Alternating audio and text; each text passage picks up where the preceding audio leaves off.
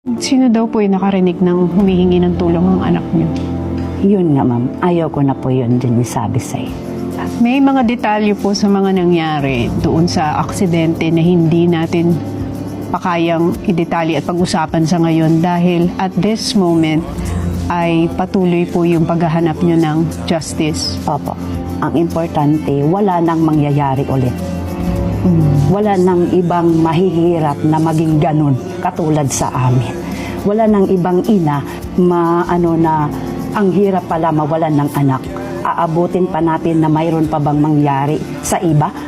Samantala nandito na tayo mayroon ng ebidensya na napatay yung dalawang player. Yun po ba? Paano po yung reaksyon ng mga kapatid? Nalaman nilang wala na si kuya nila.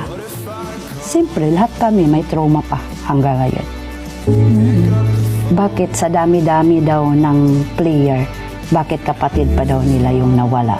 Ang babait pa naman, walang kaaway, may respeto sa kapwa. Bakit kapatid pa nila yung nawala? Ang question po namin is, humingi po ba ng tawad ang Ateneo, ang eskwelahan Siguro, mismo ma'am. sa inyo? Siguro ma'am, sa ngayon, humingi na sila ng tawad kasi alam na nila na lalaban ako. Pero nung time na yun, hinintay ko talaga sila na pumunta sa akin, mag-explain na ganyan ang nangyari, aksidente talaga. Tapos, hinintay ko yung paghingi nila ng tawad sa kung ano man ang nangyari sa anak ko. Tapos na sana yun, ma'am, kasi tao lang naman ako. Pero sa piling ko, parang wala silang respeto sa amin na mahihirap. Kasi ma'am, pag may respeto ka sa kapwa-tao mo, ma'am, galing pa yung anak ko doon sa Aurora.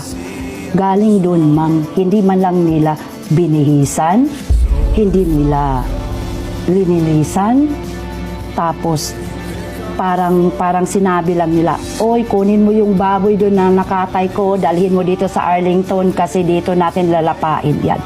Tapos dinala nila yung anak ko doon sa Arlington, walang kasama, walang atiliyo, walang teammates na kasama, na kahit nag-convoy lang ma'am, wala talaga. So isa yan sa mga question niyo. Opo, Nasagot na po ba yun? hindi pa po. Masakit na nga yung nangyari. Ang dami pang question na naiwan. Bakit ang nangyari nung ganon? Ganyan na.